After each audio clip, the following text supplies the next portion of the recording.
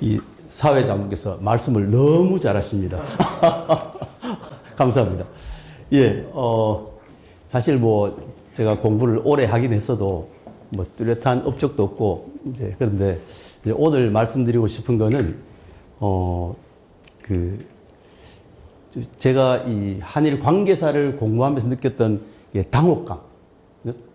그게 사실 제 연구의 출발점이었고, 그래서 그걸 이제 좀 말씀을 드리려고 합니다. 그러면서 이제 특히 오늘 이제 제가 도마에 올리고 싶은 분이 이덕일 선생님인데, 정말 제가 처음 한일 관계사를 접하면서 생각했던 것과 비슷한 길을 가고 있구나, 이런 생각도 들고, 그리고 또 아직까지는 특히 한일 관계사, 특히 고대사 분야에 대해서는 너무 모르신다, 이런 이야기를 좀 먼저 드리고, 그리고 이제 일본 서기의 사회적 가치를 좀 말씀을 드리려고 합니다.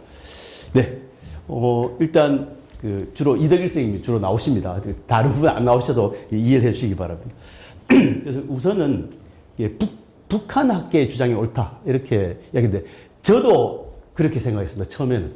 제가 81년, 2년 이럴 때 한일 관계사를 처음 접하면서 이게 일본 서기 읽어보니까 너무 황당한 내용인데, 그때 마침 김석형이나 이런 분들이 한 이야기를 듣고, 아, 그게 답인가 보다, 이렇게 생각했는데, 60년 이상이 지났는데, 사실 북한 학계의 학설에는 아무런 진전도 없고, 아무런 구체적인 물증도 찾아내지 못한 상황입니다. 그런데 여전히, 그죠? 바로 북한 학계의 임날본부 해부라고 해서, 요게 수십 년이 아니고, 거의 지금 60년 이상 지났습니다. 그래서 단 하나라도 일본 열도 속에서 이게 신라의 분국, 백제의 분국, 가야의 분국, 이런 걸 찾아내야 하는데, 그런 걸 전혀 찾아내지 못하고 있는 상황인데도 지금 우리 이덕일 선생님께서는 하여튼 그죠? 북한 학계 설명이 옳은데 아무도 그거에 대해서 특히 이제 우리 강단사학에서 평가를 안 한다, 이렇게 말씀을 하셨습니다. 네. 근데 이건 사실 내용은 굉장히, 주장 자체는 혁신적이지만 아무런 실증을 찾지 못한 단계입니다. 그래서 맨날 이분이 잘 하시는 말씀이 뭐냐면, 이 초토화됐다. 근데 북한 학계, 일본 학계 멀쩡합니다. 멀쩡하고 교과서에 60년이 지나서 그대로 고대 단계에 일본의 세력이, 군사력 이런 것들이 한반도에 영향 끼쳤다고 하는 게 중학교 교과서, 고등학교 다 그대로 실려 있어요. 초토화돼서 변화가 있어야 되는데 그런 변화는 하나도 없습니다. 그래서 이 초토화를 좋아하시지만 사실 일본 학계는 차곡차곡 반론을 제기해서 지금은 거의 김석형 이런 사만상 분국설은 이렇게 발 디딜 곳이 없다, 발 둘 곳이 없을 정도로 사실 쫓겨났다고 볼 수 있습니다. 그런데 초토화됐다고 하십니다. 그래서 이제 지금 보면 조이승이라는 분도 사실 김석형이라는 분보다 훨씬 좀 위상도 그렇고 공부를 제대로 한 분이라고 보기는 어려운데, 하여튼 그 이야기를 이제 계속 따르고 있는 거죠. 네. 그리고 북한이 사실 학문의 자유가 있겠습니까? 우리는 마음대로 연구를 하지만 북한 학계에서는 어떤 이제 문제가 생기면 여러 학자들이 다 모여가지고 집단 토론을 합니다. 그래서 거기서 이렇게 토론해서 통과되면 그게 국가의 견해예요. 그거에 대해서 일반 학자들이 고칠 수 없습니다. 그래서 60년 동안 그대로 지금 이 사만삼국 분국설이라고 하는 이제 한반도에서 고구려, 백제, 신라, 가야 이런 세력이 건너가서 일본 열도에 분국을 세웠고, 그것에 관한 기록이 일본 서기의 삼국이나 가야에 대한 이야기다라고 하는 주장이거든요. 그 주장을 아무도 비판할 수 없습니다.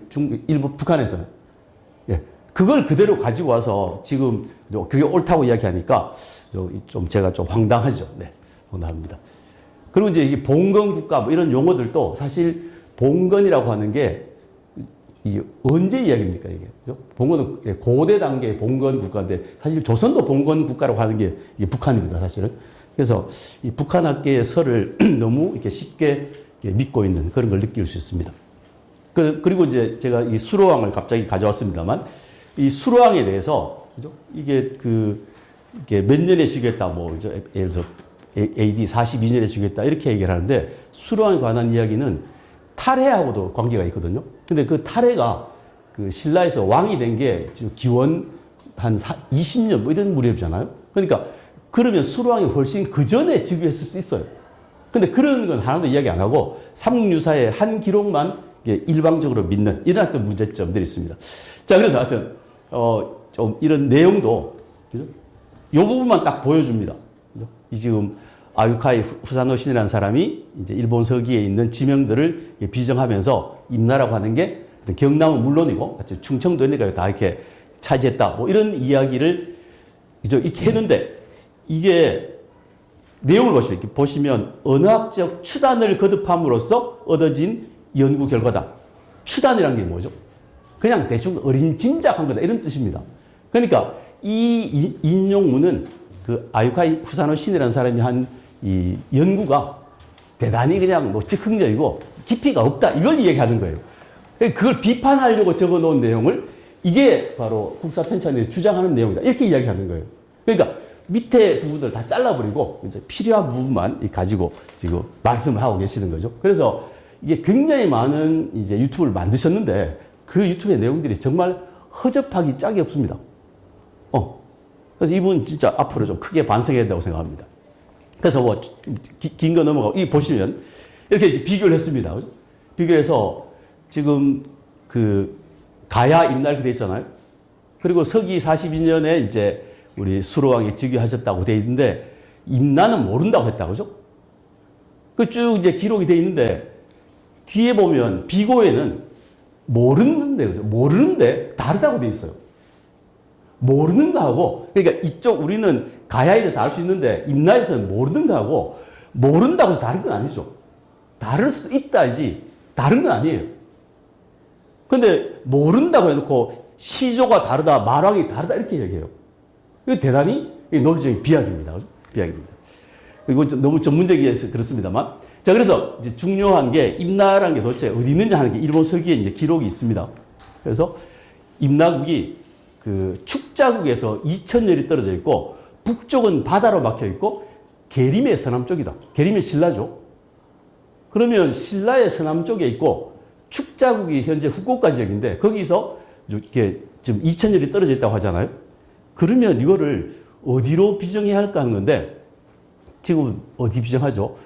그 오카야마현 이쪽을 비정하고 있습니다. 그런데 이 부산 지역도 특히 김해, 임나라고 하는 이 김해 지역도 북쪽이 바다의 때가 있었습니다.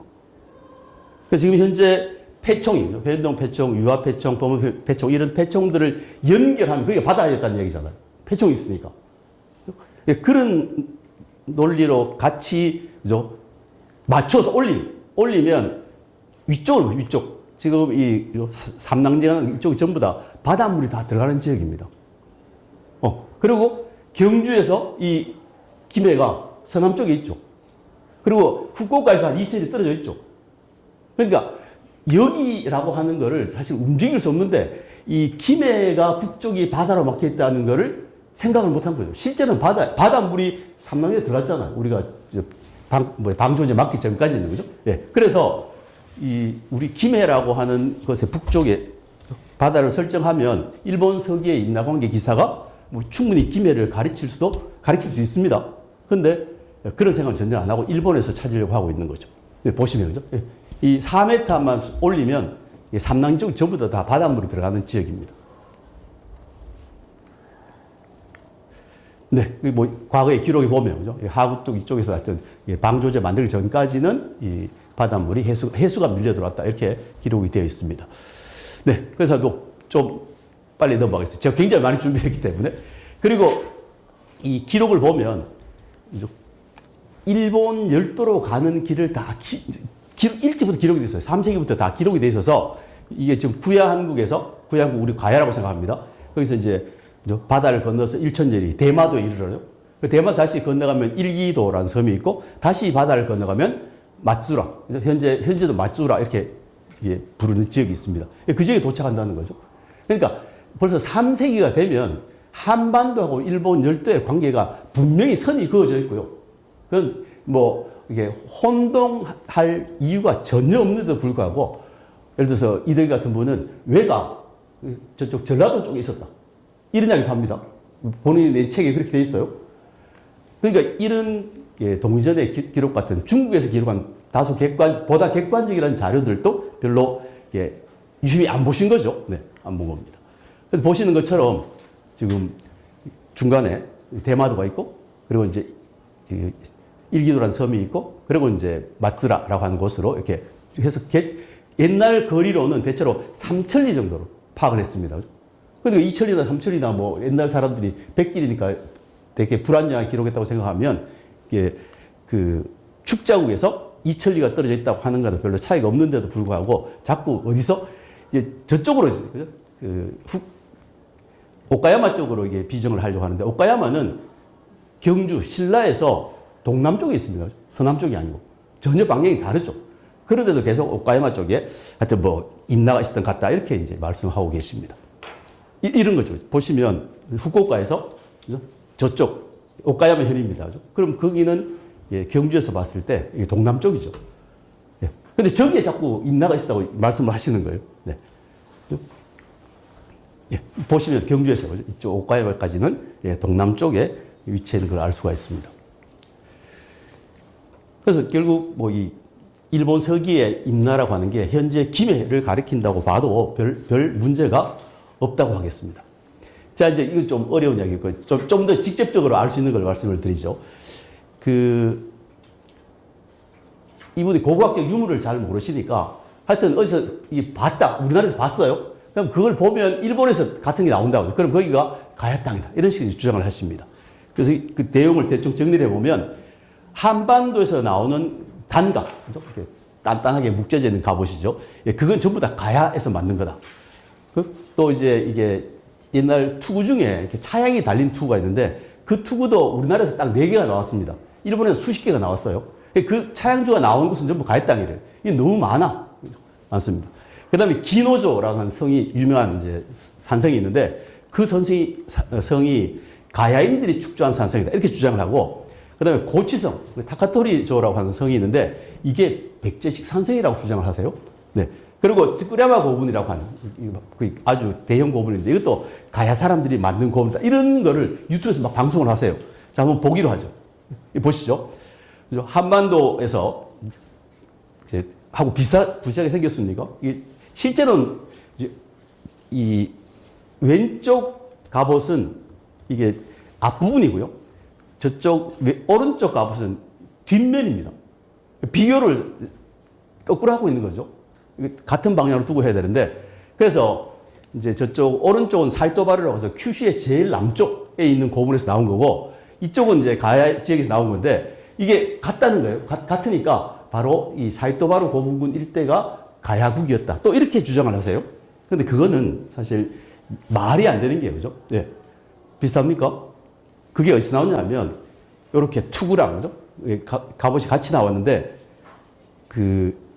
이게 무덤의 형태가 우리가 가야 지역에서 본 무덤이 아니고, 지하식 무덤이에요. 형태 자체도 자세히 따지면 상당히 다릅니다만.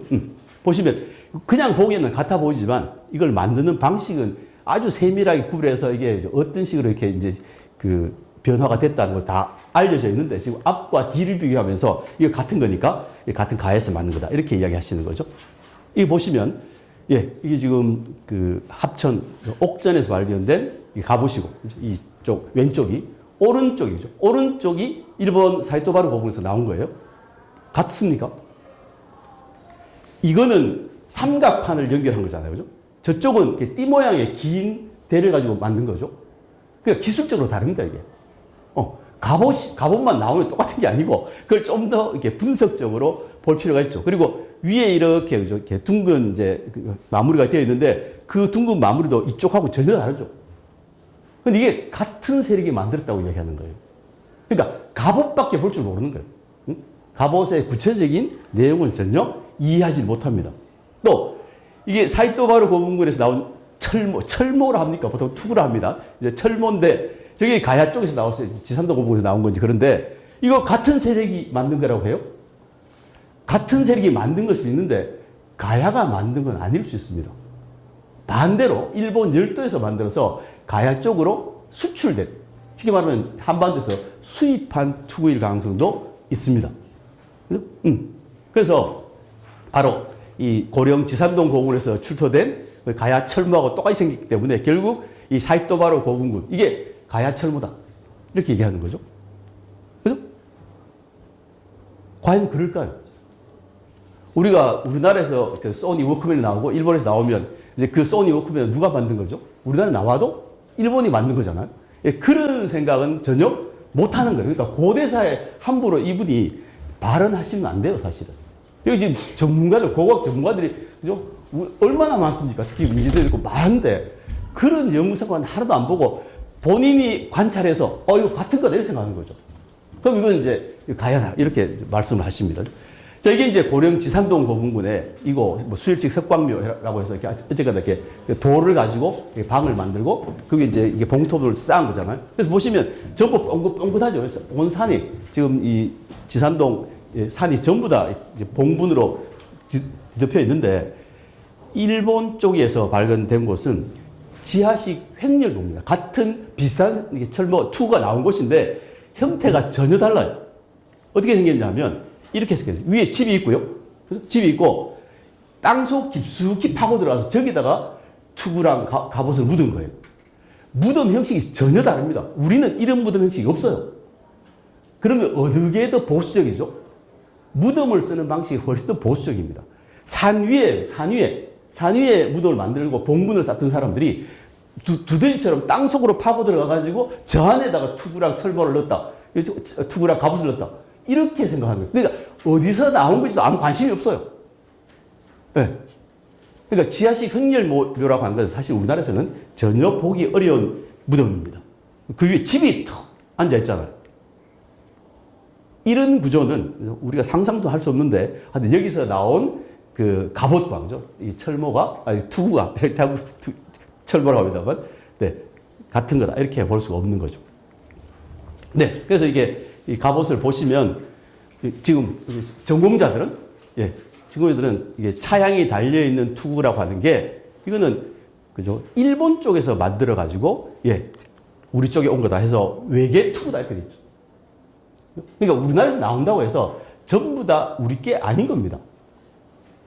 근데 우리 거를 보고 그죠? 우리 게 나온 걸 보고 일본 열정에 그게 나오면 그것도 우리 거고 같은 세력이 맞는 거다. 이렇게 아주 단순하게 이해를 하고 계십니다. 네. 그래서 설명이 쭉 있으면 나중에 한번 자세히 읽어보십시오. 그래서 우리나라에서 이 차양주, 말하죠. 이 차양이 있는 게 나온 게 지산동, 그 다음에 두곡, 그죠? 그리고 고흥에서 나왔고, 하나가 이제 연산동 고분군에서 그 나온 거라고 전하는 전부 4개가 있어요. 차양 달린 두구가. 그런데 일본 쪽에는, 여기 지산동 거고요. 네, 여러 각도에서 본 겁니다. 그죠? 그리고 이게 이제 저희 부경대학교 소장하고 있는 김해 두곡 차양주인데 이거는 이게 차양에 구멍이 없죠.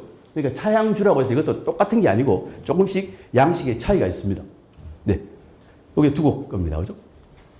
그리고 고흥에서 나온 게 이거는 차양이 굉장히 크죠. 그죠? 크고 네, 위에 이제 이게 몽고발처럼 달린 그런 형태를 가지고 있어서 같은 차양주라도 시기적으로나 이렇게 조금씩 다른 특징이 있습니다. 그런데 일본 열도의 차양주입니다. 일본 열도의 차양주는 이게 수십 개가 나와요. 그러면 지역을 보면 이게 동경도 있고, 그죠? 동경도 있고, 교토도 있고, 고베도 있고, 오만 데 다 있어요. 그럼 거기에 전부 다 가해 땅이라는 겁니다. 그러니까 그 한 가지 유물을 가지고 이게 김해 아니면 뭐 가야의 분국이다 이런 이야기는 사실 성립될 수 없는 거죠.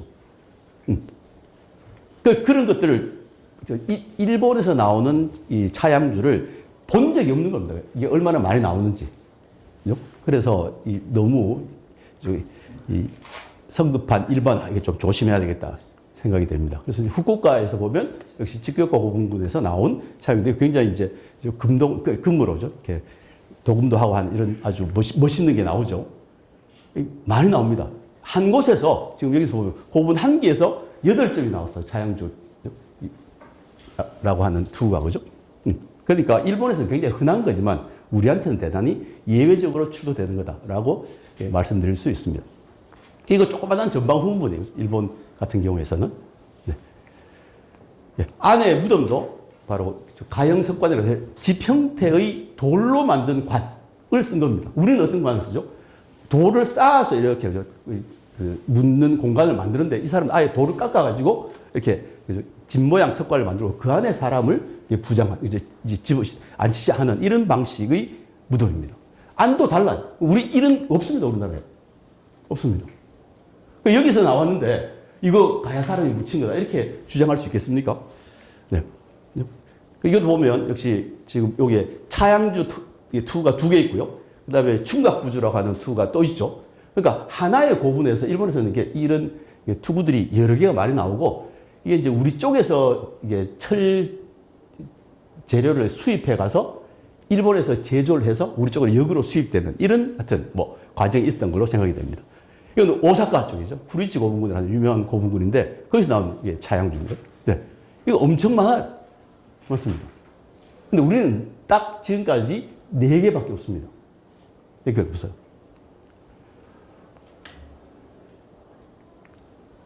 네, 이건 교토시에서 나온 차양주입니다. 약간 평면으로 찍어서 잘 안 보이지만 이 아래쪽을 보시면 차양에 이렇게 구멍이 뚫린 게 보이시죠? 네, 이건 교토입니다. 네, 이건 후쿠이현이에요. 후쿠이현 우리 동해 쪽에 있는 곳이죠. 네, 그래서 이게 도토리현이다, 그죠? 뭐 여기저기서 막 나오는데 이거 어떻게 정리하시려고 이게 가야 거라고 하셨을까요? 그죠? 네, 굉장히 많습니다. 그죠? 네. 자, 그 다음에 이제 투구 이야기 그만하겠습니다. 이제 키노조라고 하는 가야인이 축조한 산성이라고 합니다. 보시면 그 안에 조선식하고 가야계 산성 이렇게 되어 있죠. 네. 그리고 뭐라고 하시느냐 하면 그죠? 예, 판축 공법이니까 그죠? 흙을 다져가지고 돌처럼 만드는 축성법이기 때문에 이게 그죠? 가야인이 쌓은 거다 이렇게 이야기합니다. 지금은 가야 산성이 많이 이제 발굴이 됐고, 발굴 조사가 됐고, 그리고 이제 그게 뭐 토속 건축이나 중간은 이제 돌로 쌓고 하는 여러 가지 형태들이 이게 발견되는데, 이 산성은 백제 사람들이 쌓은 산성이에요. 이거는 그 663년부터 일본 사람이 쭉 쌓았기 때문에 이때는 이미 뭐 가야가 없던 때죠. 이 백제 사람이 쌓은 게 분명한데, 거기서 이제, 그죠? 이 성을 한번 답살했어요. 답살하고는 이 가야산을 쌓았고, 그 다음에 산 꼭대기에 계류와 샘물인데, 저 샘물이 아니고 배수구입니다. 그죠? 물이 빠져나가도록 만든 거지, 이게 계류나 샘물이 아닙니다. 네. 그리고 저 백제식 산성의 특징 중에 하나라고 할 수 있습니다. 그래서 판축하면 이게 가야산성이냐? 아니죠. 판축이 가야산성이 아니고, 이 판축하는 기법은 중국에서 발달해서 우리나라로 전해져 와서 뭐 고구려에서도 백제에서도 쌓았던 그런 기법이기 때문에 그 판축이라고 해서 가야만 그걸 썼다고 하는 거는 그것도 역시 뭐 좀 무리한 주장입니다. 그죠? 네. 그리고 뭐 주변에 우리가 산성들이 많이 있으니까 한번 보시면, 그죠? 이게 판축입니까? 이 가야 산성인데 안에는 돌이고 바깥만 흙으로 덮은 거예요. 그죠? 판축이 아니잖아요. 그런데 그 판축으로 했다고 해서 그걸 가야 산성이라고 주장을 하고 있습니다. 이 기록이 다 있어 가지고요. 보시면 이제 이 백제가 멸망하면서 이제 주유성이 이제 함락이 됐죠. 그래서 이 축자의 제방을 만들고 이렇게 물을 가둬 수성을 쌓았다 해서 이때부터 일본에서 산성을 쌓기 시작했다는 게 뭐 다 어떻게 보면 이제 한일 관계 산 사람들은 다 알고 있는 이야기예요. 이야기인데 이덕희 선생님은 고대에서 전공이 아니니까 전혀 그런 거를 모르시는 거죠. 모르십니다. 보시면 우리는 계속 성 이야기만 나오잖아요. 그죠? 예. 우리 쪽 기록입니다. 그런데 일본 쪽에는 이때까지 산성이 전혀 없었습니다. 산성이라는 문화가 없었어요. 그런데 백제가 멸망하고 백제 유민들이 일본 열도로 건너가면서 그때부터 이 백제의 장군들 이런 사람들이 성을 쌓기 시작해서 그때부터 일본 열도에 산성이 존재하게 됩니다. 우리 쪽은 이미 있었고요. 그런데 그 일본 아까 보신 기노조라고 하는 산성을 이게 가야인이 쌓았다 이렇게 말씀을 하시는 거죠. 다 산성이죠, 그죠? 뭐 주유성이죠, 태래성에서 여러 섬들이 나오고 이 기술이 이제 일본 쪽으로 건너간 겁니다. 네. 네. 보시면 대마도에도 성을 쌓고 금전성을 쌓았다고 되어 있죠. 그다음에 산기 에도 야시마 성을 쌓았고, 그 다음에 야마토 쪽에도 다카야스 성을 쌓았다. 이런 식으로 쭉 기록이 있잖아요. 그럼 이 쌓은 사람들이 다 백제 사람들입니다. 예, 그래서 그 산성을 보면, 네. 본인도 스스로 이게 660 이후 이 산성이 만들어진다 이렇게 했는데, 저기 있는 그 귀신 귀자에, 노자에 성해서 기노조라는데, 저 성도 저때 쌓아진 거예요. 그런데 가야인이 쌓았다고 이해하는 거죠. 그러니까 이게 그 유튜브에 따라서 일관성도 없는 사례를 발견할 수 있습니다. 이게 바로 기노조입니다. 전체 길이가 2.8m에 이르고요.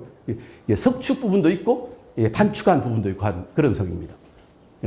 그래서 오히려 이게 그 우리나라에서 백제 산성을 연구한 분이 계세요. 보면 가야 산성도 연구하고 각각 따로따로 다 하십니다. 신라산 연구하시는데 이 기노조 같은 산성을 백제 산성을 연구한 분들이 많이 가서 봅니다.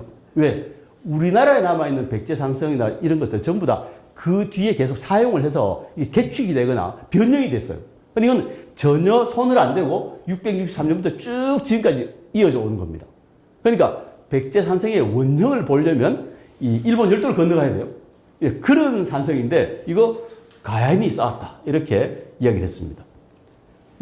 그 현문식의 그 성문 자체도 백제적인 특징이라고 할 수 있습니다. 이게 성문이 지금은 우리가 보통 이렇게 그냥 우리가 걸어가는 도로하고 성문이 같은 평면이잖아요. 그런데 이 백제산은 그게 아니고 이 평면하고 이 성문 이게 높이가 성문 쪽이 훨씬 높게 이렇게 만들어져 있는 방식입니다. 예. 그래서 거기만 있는 게 아니고 반대쪽 2번을 보시면 저쪽에도 역시 산성이 있어서 요 세토나이카를 지나가는 적들을 공격하기 위한 그런 목적으로 하여튼 이 그 성을 쌓은 건데, 그러면 가야가 왜 한반도에서 오는 사람들을 막을 필요가 있었겠어요? 적이 아닐 텐데. 그러니까 그 전혀 발상을 다르게 하시는 거죠. 바로 그게 이 2번에 해당하는 부분이 야시마 성이고, 이건 667년에 언제 쌓았다고 다 나옵니다. 이게 일본 기록에. 그리고 조선산성으로 되어 있고, 역시 이것도 쌓은 주체는 백제인들이 쌓은 성입니다. 그죠? 현문식이죠. 네. 네.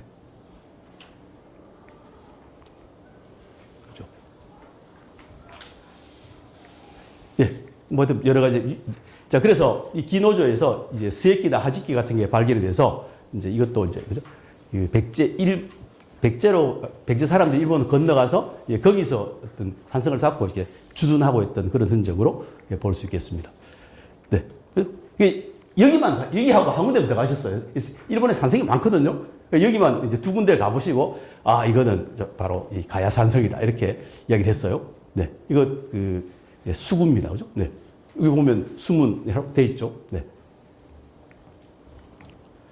그럼 이렇게 전체 지금 기노조라는 성은 2.8km에 이르는 아주 큰 포국식 산성이고, 이건 가야 산성하고 다릅니다. 가야 산성은 산 위에 아주 좁게, 작게 만드는 게 특징입니다. 이렇게 큰 산성은 없습니다. 가야 산성은 아직까지. 그래서 그 백제 산성의 특징이라고 말씀드릴 수 있겠습니다. 여기 보면 이제 바로 가야 산성의 한 예를 제가 가져왔는데요. 바로 태배식으로 포국식이 아니죠. 대체로 좁은 영역을 감싸고 있는 특징을 보입니다.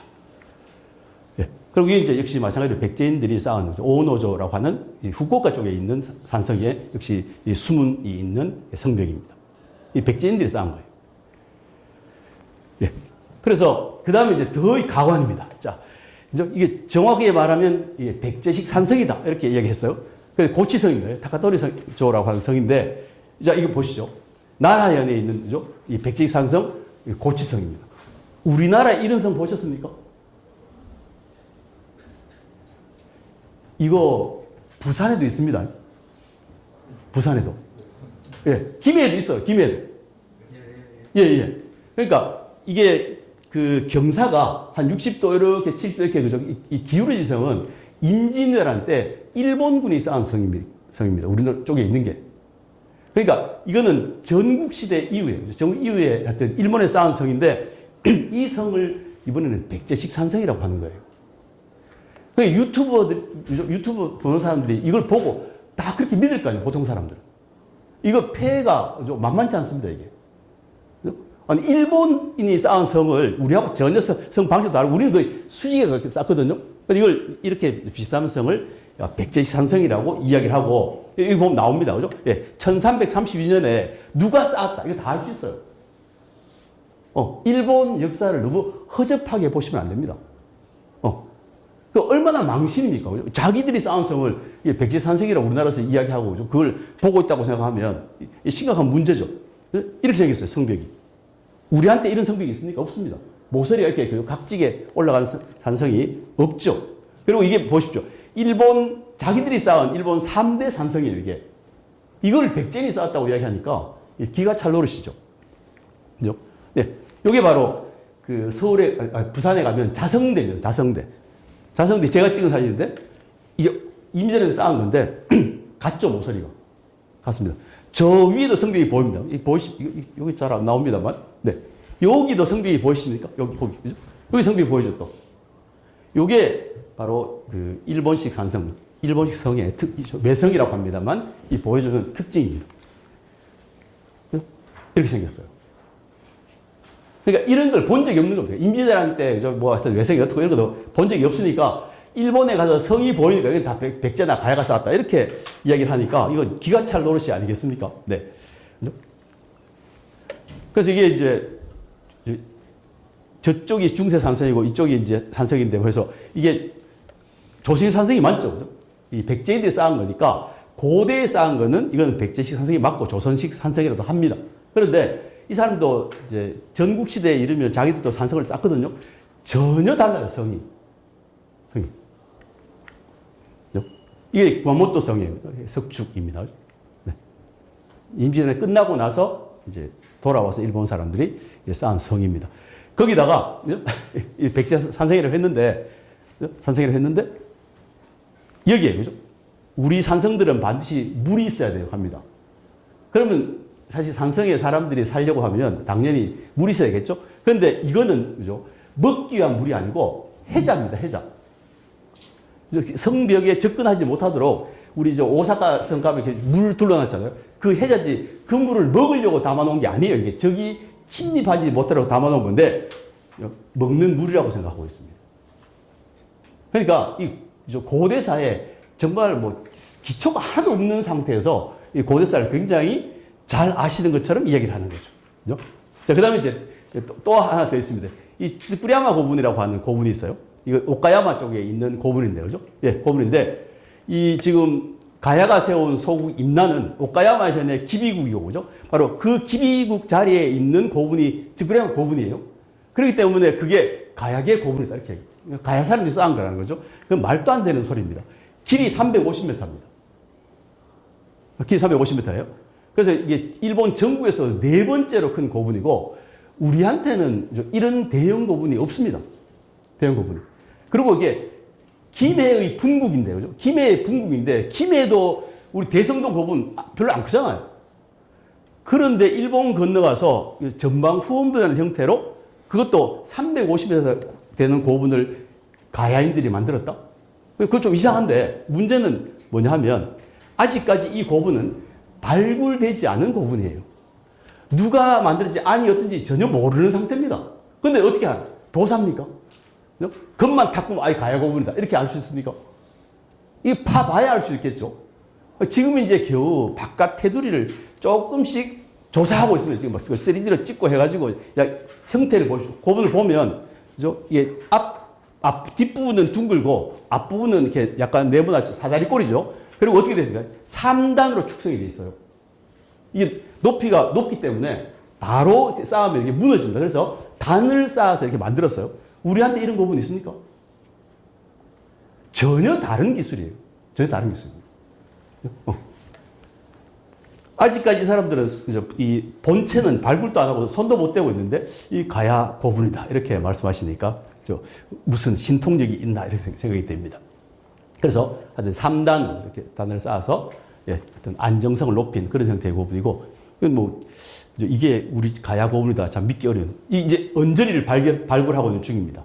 무덤의 바깥쪽, 제일 바깥쪽 테두리를 지금 조금씩 파고 있는 중이고, 나온 거는 전부 다 야요이 톡이라고 해서 일본 톡이에요.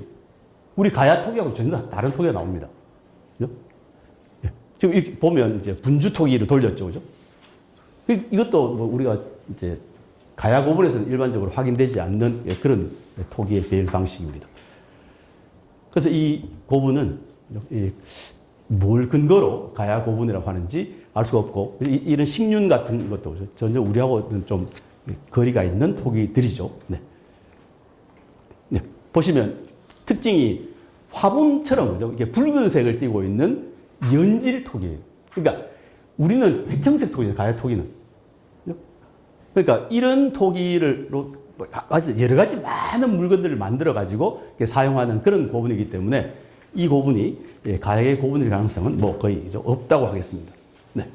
이게 우리 쪽에서 나오는 집 모양 토기입니다. 전혀 다르죠. 한번 다시 한번 확인해 보시죠. 자, 이게 보면 처마 위에 이렇게 보면 뭘 올려, 용마루에 뭘 올렸죠. 그죠? 그리고 이게 약간 그죠? 바깥쪽으로 이렇게 경사가 져 있는 이런 형태의 집인데, 우리 보십시오. 이 같습니까? 만드는 방식도 다르고, 집의 형태도 전혀 다르다는 걸 알 수가 있습니다. 자, 그래서 이제 좀 이제 어려운 부분으로 다시 갑니다만, 네. 임나라고 하는 표현은 일본 서기에만 나오는 게 아니고, 이게 보시는 것처럼 광개토한 비문에도 임나라는 말이 나오고, 그죠? 삼국사기에도 임나가 있고, 그죠?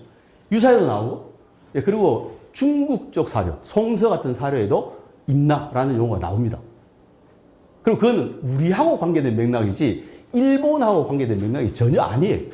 근데 이걸 전부 다 이제 일본이라고 생각하는 거예요. 일본이라고. 네. 과연 그럴 필요가 있을까? 다시 한번 생각할 필요가 있습니다. 그래서 송서에 보시면, 송서에 외국 왕에게 자위를 내렸는데, 거기에 그죠? 도덕, 그죠? 사지절 도덕, 외, 신라, 임나, 가라, 진안, 모한, 육국제군사, 안동제군, 외왕이죠. 그러니까 이게 저도 충격받은 자료가 바로 이겁니다. 아니, 외왕이 왜, 그죠? 그죠? 신라를 포함해서 임나, 가라, 이게 진안, 모한, 이게 육국제군사, 이게 어떻게 된 거지? 하는 것부터 이제 저도 그죠? 너무너무 놀랐던 거죠. 그래서 이 자료 때문에 김석형이라는 북한 이제 그 대학자입니다. 그분도 이건 할 수 없이 일본 열도에 있는 거라고 해야 되겠다, 이렇게 생각한 거죠. 한 겁니다. 그런데 아니, 신라라는 나라가 일본에 지명이 시라기 같은 게 있다고 해서, 근데 그게 한 군데만 있으면 괜찮아요. 이게 일본 전국에 있어요. 그러면 어떡합니까? 그게 전부 다 신라입니까? 그러니까 나라가 있었다고 이제 주장을 하려고 하면 우선 뭐가 있어야겠어요? 그죠? 그게 왕성이 있어야 되고, 그죠? 거기에 고분군이 있어야 되고, 생활주의 있어야 되고, 이런 것들이 다 확인이 돼야 됩니다. 그냥 지명이 하나 나왔다. 그러면 우리나라 지명 전부 다 중국 지명입니다. 뭐 안동, 하동 다 중국 지명이에요. 그럼 우리 땅이 중국 땅입니까? 아니잖아요. 그런 것처럼 지명 가지고 여기가 나라가 있었다, 이렇게 말하는 건 정말 곤란한 일입니다. 그리고 양직공도에도 보시면 이게 반파, 탁, 다라, 전라, 사라, 그죠? 그래서 뭐 상사문이라고 나옵니다. 그래서 이게 양직공도의 상사문이지 상기문 아니다, 이렇게 이제 주장을 하고 해서 그죠? 논란이 있었습니다만, 근데 이거는 정말 과연 그럴까요? 그리고 또 한편으로 일본 사료하고 우리 사료를 비교하면, 우리 삼국사기는 1145년에 만들어진 사료예요. 근데 고사기 712년, 일본서기 720년, 소일본기 797년, 그죠?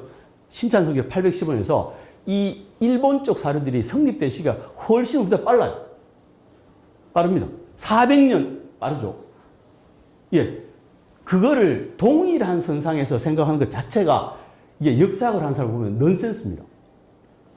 빨리 성립된 사료가 좀 더 그래도 믿을만 하다고 생각하는 거예요. 그렇기 때문에 중국 사서의 기록이나 양직공도 이런 기록들이 굉장히 이게 중요한데, 우리는 지금 그죠? 후대에 고려시대에 와서 만들어진 사료를 가지고 지금 일본 서기하고 맞붙으려고 하는 거죠. 정밀도에서 이게 우리 사료의 기록이 일본 쪽 사료의 기록을 따라가지 못합니다. 그걸 아셔야 됩니다. 그래서 제가 부끄러운 얘기지만, 제가 여기서 이제 대학도 나오고, 그죠? 석사, 박사를 다녔어요. 그래서 이제 박사 과정을 다 수료하고 1년 동안 일본에 필드웍을 갔어요. 박사학위 논문을 쓰려고. 그래서 1년 동안 일본에 가서 제가 거기서 이제 수업을 좀 듣고 했는데 엄청 쇼크를 받았습니다. 내가 완전히 공부를 헛했구나. 그래서 다시 제가 돌아와서 1년 만에 돌아와서 2년을 준비해서 일본에 다시 박사학위 유학을 갔습니다. 공부를 하려면 일단은 그 정도의 시간은 투자할 필요가 있습니다. 제가 많이는 모르지만 이게 일본 사료가 어떤 게 있다라고 하는 거는 알고 있고, 제가 여기 있는 일본서기, 속일본기, 시천서기 제가 혼자 번역한 것도 있고 다른 학자들하고 같이 번역한 것도 있어. 이거 다 번역되어 있습니다. 한번 진짜 번역된 걸 한번 읽어보시면, 그죠? 이 8세기 이런 단계 일본의 사료 기록의 수준이 어느 정도인지를 알 수가 있습니다. 그래서 보시죠. 역주 일본서기 1, 2, 3 이렇게 나와 있습니다. 그죠? 나와 있죠? 예, 속일본기, 이건 저 혼자 이 4권을 다 번역했습니다. 이만큼 두꺼운 책인데, 이 책으로 4권인데 다 번역을 했어요. 최소한 이런 걸 좀 읽어보고 그 당시에 일본이 어떤 나라인지를 좀 이해를 하고 가야가 있었다, 뭐 백제가 있었다 이야기하지, 일본을 하나도 몰라요. 제가 부끄러웠던 게 뭐냐면, 제가 박사과정까지 했는데, 그리고 이제 고대 한일 관계에서 한다고 하면서, 일본은 전혀 몰랐던 거예요.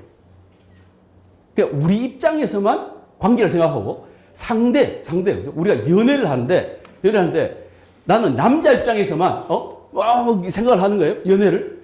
여자 입장은 한 번도 안 돼본 거죠. 여자가 뭘 필요로 하는지, 무슨 말 해줘야지. 그런 거 모르고 무조건 들이대기만 해. 그러면 연애가 안 되잖아요. 그런 것처럼 이게 한일 관계사라고 하는 것도 상대는 어떤 이야기를 하는지, 상대는 어떤 나라인지 이런 거 좀 공부를 해야 되는 거죠. 이거 진짜 힘들었습니다. 이거 몇 년 걸지 보이십니까? 그죠? 2001권 2009년이잖아요. 그죠? 4권이 2016년에 나왔습니다. 실제로 책이 나온 게 그러니까 번역을 시작한 건 어떻게 했습니까? 훨씬 오랜 기간, 거의 제가 15년째 걸려가지고 이 책 죽으라고 번역했는데 책이 잘 안 팔리네요. 예, 아니 우리나라에 속일본기를 진짜 이게 좀 진심으로 읽는 사람들이 거의 없다는 뜻입니다. 그래도 저는 이 책 번역에서 좀 보여드리고 싶었어요. 이 책을 봐야 일본 서기를 쓴 당시에 일본이 어떤 사회인지를 알 수가 있어요. 바로 우리 720년에 일본 서기가 쓰였잖아요.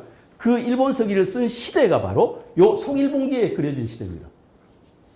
우리가 흔히 나라 시대라고 하는 그 시대에 쓰여진 그 시대를 나타내는 사서이기 때문에 일본 서기만 보고 일본 서기 평가하시면 안 됩니다. 일본기 읽고 나서 그리고 일본 서기를 봐야 되는 거예요. 근데 우리는 대부분 일본 서기만 보잖아요. 네, 그래서 속일본기라는 책도 있습니다. 신찬성치록 역시 동국 역사재단에서 번역을 했죠. 이것도 하여튼 대선명이 달려들어가지고 한 7년 정도 걸려가지고 번역을 했습니다. 여기에 한반도 관계 시조개가 많이 나옵니다. 많이 나와요. 그러니까 정작 일본 열도에 가야가 있었냐, 백제가 있었냐 이런 걸 따지려고 하면 이 책을 읽어보고 이야기해야 돼요. 이 책을. 그 사람들이 어디 살았는지, 그죠? 가야 사람들이, 백제 사람들이. 그런 건 전혀 안 보고, 자기 생각만 이야기해서는 이게 곤란하다는 거죠. 그리고 이제 이 가야 관련 용어입니다. 가야 관련 용어인데, 우리가 가야에는 성이 있었죠. 성이 있고, 그 다음에 이게 모라가 있어요. 모라. 지금도 부산 저쪽 건너가면 모라라는 곳이 있죠. 이게 우리말입니다. 일본에도 무라, 나카무라, 리벤돈, 네카무라 하면서 무라 하잖아요. 그 말이 우리말이에요. 우리말. 그게 무라가 있고 그 위에 고을이 있어요. 고을. 그래서 모라에도 성을 쌓고 성주가 있고, 그죠? 그리고 이제 그 성예로 기록이 나오는 게 구레보라성, 구사모라성, 기질기리성 이런 성이 나옵니다. 일본 열도에는 이 사료가 나올 때 5세기, 6세기 이런 무렵에 일본에 성이 없어요. 없는데 그 일본 서기에 있는 가야 기사가 일본 열도에 있는 가야라고 자꾸 얘기하는 거예요. 그죠? 그러면 성이 있어야지. 이런 성들이 기록 쭉 있으면 거기 가면 성이 있어야 될 거 아니에요. 근데 663년 이전에 일본 열도에는 성이라고 하는 게 하나도 없는데 왜 이 기사들, 일본 서기에 있는 기사들이, 그죠? 이게 한반도 게 아니고 일본 거라고 얘기하는 거죠. 성이 없어요, 아예. 그래서 지금 보면 울진, 봉평, 우리 금성문이잖아요. 거기에 거벌모라, 글자 똑같아요. 뭐라? 예, 우리가 우리 땅을 가지고 뭐라고 한 게 금성문으로 확인이 됩니다. 확인이 돼요. 또 이게 탁평이라 했죠. 탁평 그죠? 우리나라 나오잖아요. 그리고 이제 왕성을 큰 모라, 건모라라는 큰 모라라는 거죠. 모라 중에 큰 게 왕성이다. 그죠? 예. 그리고 바깥에 있는 읍을 탁평이라고 해서 평. 말씀원변에 평평할 평자를 썼죠. 평화평자를 썼죠. 이게 우리 쪽 바로 중국 사서에서 신라에 이런 행정 단위가 있더라. 이렇게 기록이 돼 있어요. 예. 근데 일본 서기에 이게 그대로 나옵니다. 이게. 그죠? 모라도 나오고 모라 그대로 굉장히 많이 나옵니다. 그리고 평이라고 하는 지명도 나옵니다. 그래서 이걸 쭉 비교를 해보면 임나라고 하는 게 일본 서기만 나오는 게 아니라는 거예요. 일단. 네. 금속으로 나오고 이 송세도 있죠. 가라라고 하는 게 일본 서기에 있는데 이게 역시 송세도 있고 금속물에도 있고 예. 오히려 삼국유사 삼국사기의 기록 삼국전 전부 다 가야죠. 근데 삼국사기에는 간혹 똑같이 더할가에 펼칠라 쓰는 가라라고 하는 사료가 있어요. 있어. 그런데도 일본 서기에 나오면 전부 다 뭐라고요? 이게 일본 열도의 가야다. 일본 열도의 신라다. 이렇게 얘기하는 거죠. 그렇게 생각이 대단히 난처한 사료의 분포가 존재하고 있습니다. 뭐라도 보면, 그죠? 예. 뭐 탑모라도 있고, 건모라도 있고, 예. 그리고 이제 또 신라의 아주 뭐 수장들을 한기 이렇게 하는데, 일본 서기에서 마찬가지로 한기라고 쓰죠. 그러니까 똑같은 용어들이 나옵니다. 탁평이 있는데 일본 서기에도 역시 평이라고 하는 용어가 나와요. 나옵니다. 이 시대적으로 같은 거죠.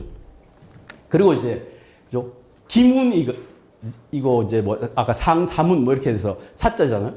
이거 자신 있으십니까? 자, 제가 문제 한번 내보겠습니다. 자, 이거는 기를 쓴 걸까요? 팔을 쓴 걸까요? 아니면 살을 쓴 걸까요? 어떻습니까? 어떻습니까? 위에 답이 있습니다. 위에 제가 파자를 찾았더니 파자들 이렇게 썼어요. 팔을. 이 파자입니다. 그 다음에 자 이거는 뭘까요? 이거는 살까요? 길까요?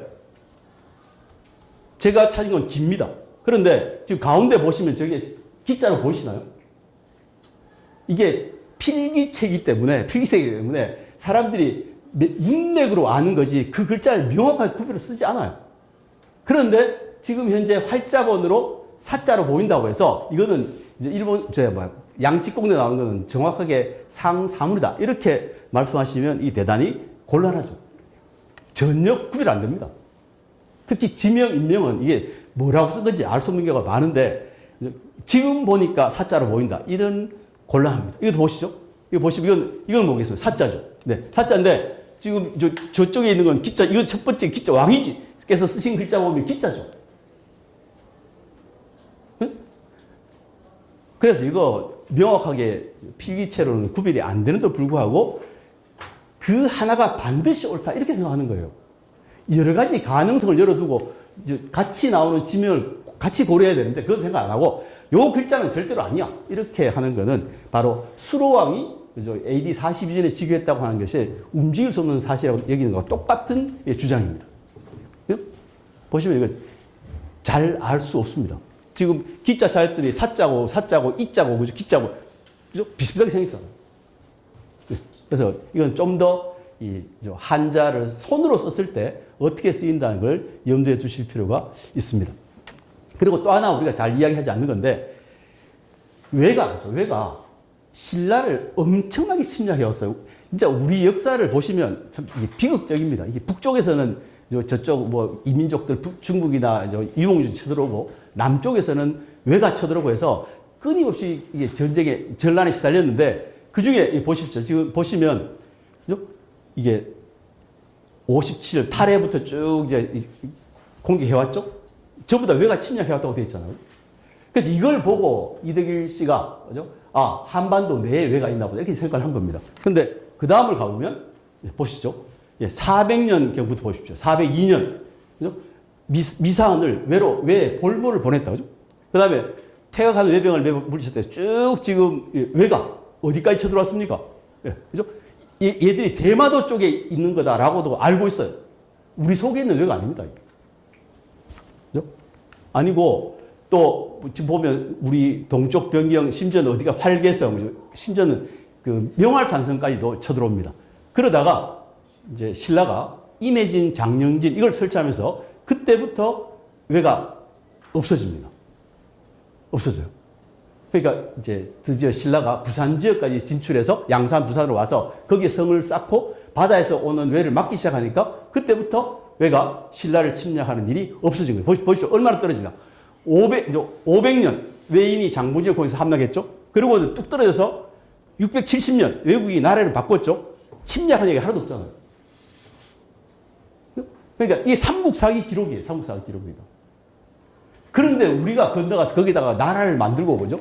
뭐 하여튼 뭐 그 하나만 하는 게 신라 가야고 뭐 고구려 백제 다 만들었다고 하니까 그 참 난감한 이야기입니다. 또 성덕왕 때, 성덕왕 때 731년이죠. 병선 300척이 바다를 건너와서 우리 동쪽 변경을 습격해 왔다.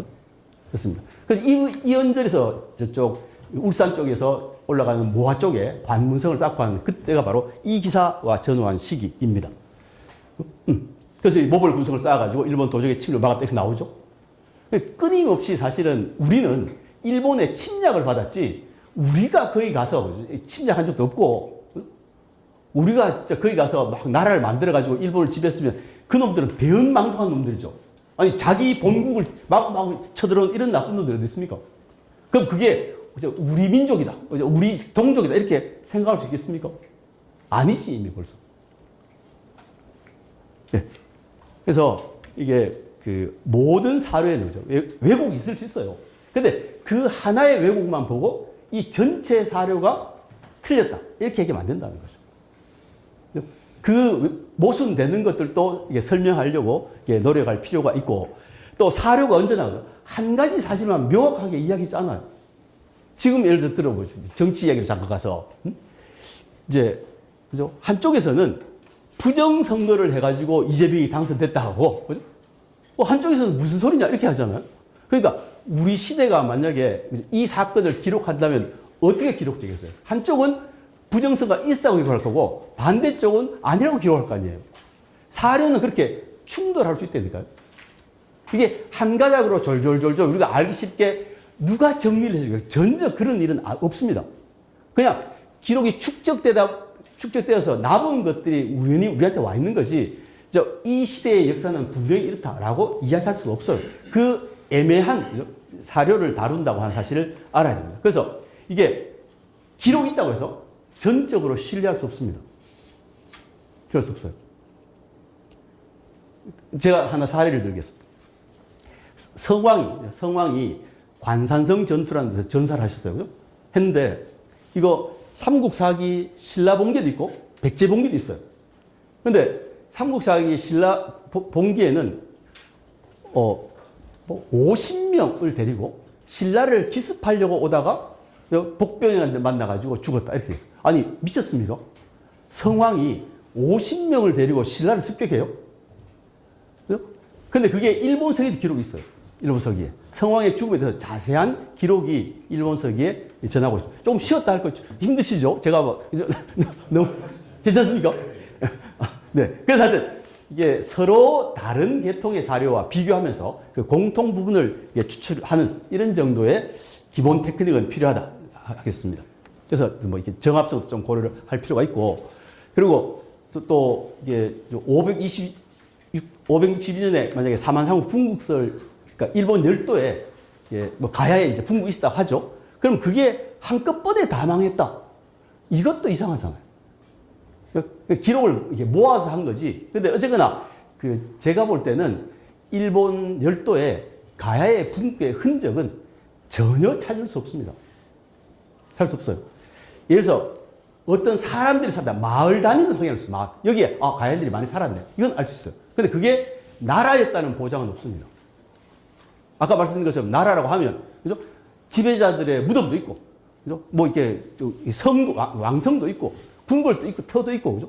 그리고 뭐 생활한 흔적도 있고 그리고 옆에 산성도 있고 이런 정도 지금 우리가 뭐 김해라든지 그죠? 아니면 고령이라든지 이런 데를 보는 것처럼 뭔가 시설이 갖추어져 있는 곳을 있는 곳이라야 그게 나라라고 할 수 있겠죠.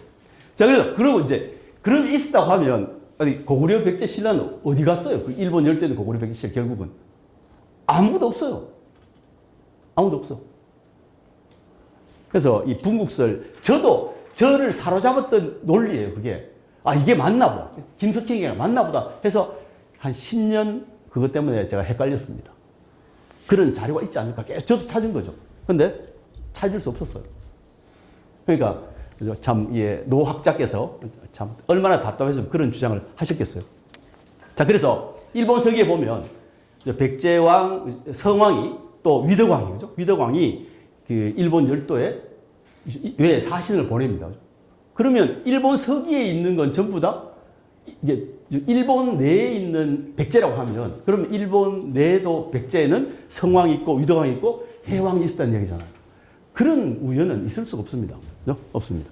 또 왕인이 재미있는 거는 왕인을 백제가 보냈잖아요.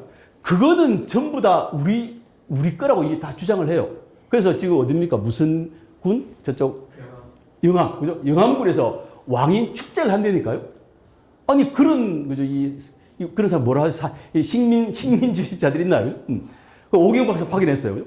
예. 그럼 오경 박사 파견한 백제는 그 일본 열도에 있는 백제가 외에다가 오경 박사 파견했다고요? 그럼 우리보다 더 문화 수준이 높다는 얘기예요. 일본 열도의 백제가. 이 결국 이거 한반도의 백제예요. 그러니까 일본 서기에 있는 이 한반도 국가를 그냥 다 우리 거라고 생각하면 단순한데 이거 자꾸 이제 억지를 부리고 있는 중이죠. 그리고 지명 표기를 한번 보시겠습니다. 지명 표기를 보시면 그죠? 예, 지금 비자발, 그죠? 비사벌, 비자화, 비사벌, 비화, 비자발 있습니다. 한 나라가 이렇게 다양하게 표기돼요. 이게 실태입니다. 이게 하나로 딱 정리되어 있는 게 아니고 지 마음대로 쓴 것들이 여러 가닥으로 우리한테 남아있는 거죠. 보십시오. 이게 진흥왕, 순수비죠. 척경비가 있죠. 삼국사기가 있죠. 삼국유사가 있죠. 성상목간이 있죠. 마지막에 일본 서기예요. 저게 일본 서기입니다. 결국은 뭘 뜻하냐면 빚벌, 창녕이라는 것이 아주 빚이 잘 들고 농사가 잘 되는 곳이라고 해서 우리말의 빚벌을 표기하는데 여러 가지 방식으로 표기했던 거예요. 우리말이 없으니까. 우리 글이 없으니까 저렇게 표기할 수 없었던 겁니다. 그러니까 이 실태는 대단히 복잡하고 정돈되어지지 않다고 예상하셔야 됩니다. 마찬가지로 지금 우리가 지금 뭐 아라가야, 뭐죠, 알라국 이렇게 얘기하는데 그것도 엄청 종류가 많습니다. 많아요. 그것도 어떤 각종 사료예요. 결국은 우리가 생각할 때는 뭐 그죠, 알아, 안다 이런 정도의 의미라고 생각이 되는데 그걸 표기하는 건 엄청나게 다양한 방식이 존재하죠. 예, 이렇게 착종되어 있는 게 사료의 진실입니다. 그 속에서 우리가 그죠?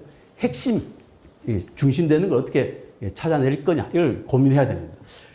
맞아요. 고자구, 그죠? 이것도 만만치 않습니다. 그죠? 예. 우리는 상유사에 속아야 한다고 해서 지금 속아야라고 부르면 용기 쉽습니다. 아니, 어떤 사람이 자기 나라를 스스로 속아야라고 하겠어요? 그죠? 그러니까 지금 보면 고자미동국, 그죠? 그 다음에 상유사 물계자조의 고자국, 그죠? 고자군, 고사포국, 일본 서기에는 고차국. 이렇게 다양하게 나타나는 거죠. 이건 하나의 나라가 다양한 표기로 나타나는 거지 일본 서기에 고차국이라고 되어 있다고 해서 이 고자국하고 전혀 다른 나라가 또 있었다. 이렇게 볼 수는 없는 겁니다, 사실. 네. 그래서 자 이제 서랍을 가보겠습니다. 서랍을 또 만만치 않습니다. 않습니다. 근데 이게 요거는 잠깐 그 뇌피셜입니다. 뇌피셜이에요. 왜 그렇게 생각하냐면 시림과 그죠? 시림하고 그죠? 계림이 같은 말이에요. 그리고 서벌이란 말도 해요. 서벌, 그죠? 그리고 이게 서라벌은 이게 서라벌이라고 하는 것은 설아라는 말 뒤에 다시 벌을 붙인 건데 벌은 무슨 뜻이죠? 벌. 순수한 우리말입니다. 예, 땅, 그죠? 땅. 특히 평평한 넓은 땅을 벌이 넓다고 해요. 벌, 그죠? 그래서 여기 가까워. 대구는 무슨 벌인지 아세요? 대구? 달구벌이에요, 달구벌. 네. 그럼 이제 양산은 무슨 벌이죠? 양산 옛날에 삼양벌이에요, 삼양벌. 삼양벌입니다. 그리고 우리 황산벌도 있고 그죠? 또 안강이 음즙벌국이에요. 상주는 사벌국. 영천 골벌입니다. 울산 갈벌이에요. 그래서 온데 벌벌벌 하면서 벌벌이들이 쭉 있어요. 그런데 그러면 달구벌의 그 대구의 달구벌은 그 달구가 닭입니다. 닭벌이에요. 얘는 뭘까요? 신라는 시림과 계림이 같은 말이에요. 시림이라고도 쓰고 계림이라고 씁니다. 그게 같으려고 하면 어떻게 되겠습니까? 시림은 새로울 시자니까 시고 그죠? 닭도 잘 생각해 보시면 닭도 새입니다. 제가 집에 닭을 키웠어요. 제가 단독주에 살아가지고 이름은 샛별이라고 이쁜 이름을 가지고 있는 아주 무시무시한 닭이었는데, 예. 걔도 날아다닙니다. 좀 멀리는 못 날아도. 그래서 우리가 최초로 길들인 새가 바로 닭이기 때문에 닭도 새라고 부를 수 있다고 생각을 하면 그죠? 계림, 시림이 같아지는 거죠. 그래서 서벌 하는 저것도 새벌이에요. 바로 닭을 숭상하는 사람들이 사는 곳입니다. 이거 삼국유사에 나옵니다.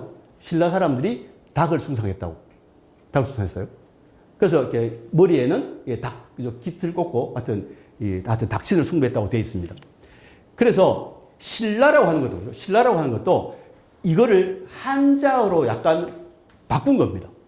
왜냐하면 새신자, 신은 새신자, 새입니다. 그죠? 라는 벌릴 라자예요. 라가.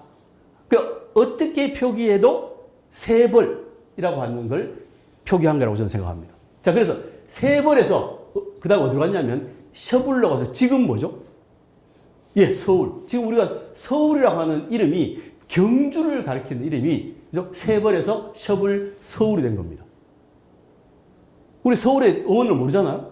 근데 사실은 경주를 가리키는 말이 현재까지 와서 세월이. 그러니까 우리가 이런 걸 하나 생각하려고 그러면 자료를 다 모아가지고 도대체 이게 어떻게 나타나고 공통성은 뭐 이런 걸 죽으라고 생각해야 정말 하나의 사실을 이야기할까 말까인데 이건 눈에 보이는 대로 이렇게 뭐 그죠? 귀신도 아니고 다 이야기할 수 있는 거죠. 하나를 더 들어보겠습니다. 미사헌입니다. 미사헌. 삼국사기에 미사헌이 나오는데 삼국유사에 미해라고 나와요. 삼국유사 기에서는 미토이라고 나오고 일본서기에서는 미질허라고 나옵니다. 나와요. 이거 다 같은 거라고 봐야 됩니다.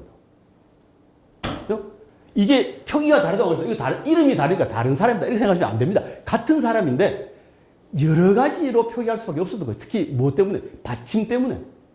받침을 표기할 수 없으니까 우리가 발음을 해보면 예를 들어서 우리가 이 사람 이름이 밑에다 밑에예요. 밑에 하면 미를 쓰고 일단 미는 썼죠.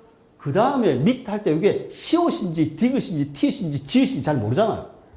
그래서 그거를 생각나는 대로 그때 생각나는 대로 쓰는 거예요. 그래서 어떻게 표기했거나 간에 얘는 음가가 밑하고 관계가 있고 밑 받침이 뭔지 몰라요. 그리고 뒤에 초성은 히읗은 확인할 수 있는 거예요. 근데 이 사람 이름이 미사헌이다. 미사헌 이렇게 읽는 순간 역사는 없어지는 거예요. 미사헌이 진실이라고 생각하는 거죠? 아닙니다. 우리말을 표기하려고 오만 수단을 다 쓴 결과 이런 표기로 나타난 거지 이 사람을 미사헌이라고 누구나 다 불렀던 건 아니라는 거죠. 네. 그게 사료입니다. 사료. 고고학하고 정말 다릅니다. 고고학은 물건이 딱 있잖아요. 근데 우리는 이제 애매모호하게 표기된 정말 이상한 기록들을 가지고 머리 싸매고 있으니까 그죠? 사실 묻는 쪽이 별로 진전이 없습니다. 죽으라고 해봤자 별로 새로 밝혀지는 게 없고 고고하게 기대는 수밖에 없는 그런 상황입니다. 그래서 마찬가지로 지금 보시면 그죠? 그 기문, 사문, 파문에서 엄청 문제가 됐었죠. 그죠? 됐었는데 이 보면 반파 이거는 분명히 대가라를 가리키는 말이고 탁은 저도 자신이 없지만 다라는 있잖아요. 다라리. 그죠? 그래서 지금 옥전 고분군 박물관도 있죠. 그죠? 이 전라는 앞이라죠. 앞. 이거 음으로 표기한 거죠. 그러니까 앞라니까 이거는 알라죠. 바로 현재 하만을 가리키는 말이죠. 그 다음에 우리가 사라라고 했죠. 현재는 시자면 시. 시라인데 시벌 하면 역시 세벌하고 비슷하죠. 저 표기도 신라의 여러 표기 중에 하나이고, 그 다음에 상기문이고 하침나가 이렇게 대응을 이룹니다. 그죠? 그러니까 상기문이라고 하는, 상사문이라고 되어 있지만 저거는 하침나고 대비해서 기로 봐도 괜찮은데 저게 절대적으로 사문이다. 이렇게 생각하는 순간 역사관 할 수가 없는 거예요. 어떻게 표기될지 잘 모르고. 또 이게 언제 기록이죠? 6세기 기록, 6세기. 1400년 전의 기록인데 그 글자가 하나도 안 변하고 우리한테 탁 와 있을까를 이렇게 포실하게 공부를 할 수가 없습니다. 그러니까 그게 어떻게 굴곡져서 현재에 와 있는가까지를 아울러 생각해야 됩니다. 네. 그래서 마찬가지로 보시면 이제 지금 제일 오른쪽이 신라인데, 사라인데, 그죠? 지락이 있잖아요. 지락이, 그죠? 그 다음에 신라기로 썼어요. 저것도 신라입니다. 다 똑같은 거예요. 다르게 표기했지만 저거는 다른 거냐. 지라기는 그러면 뭐 주라기 공원이냐. 아닙니다. 같이 똑같이 시라기라고, 신라를 뜻하는 말이죠. 네. 그것처럼 지금 상사기부터 시작해서 상기물, 거물, 상사문, 기문, 삼기문 이렇게 쭉 나오는 거는 그것도 일관성을 가지고 있어요. 그래서 이건 같은 실체라고 보는 겁니다. 그죠? 얘들이 앞이 지금 대가라고 보죠? 그 다음에 다라 쪽이고, 그죠? 그 다음에 알라고, 그죠? 거기에 나오는 이 사문은, 이거는 어딘지 잘 모르겠지만, 이건 우리하고 아무 관계없다. 이렇게 이야기할 수가 없는 거죠. 이건 사료의 맥락이라는 게 존재하기 때문입니다. 그래서 역사 문헌학하는 게 얼마나 어려운 건지 좀 이해가 되셨습니까? 머리 싸매야 됩니다. 네. 제가 좀 급하게 왔습니다만, 네. 뭐 대충 이 정도로 하고 뭐 질문도 좀 받고 그렇게 할까요? 아니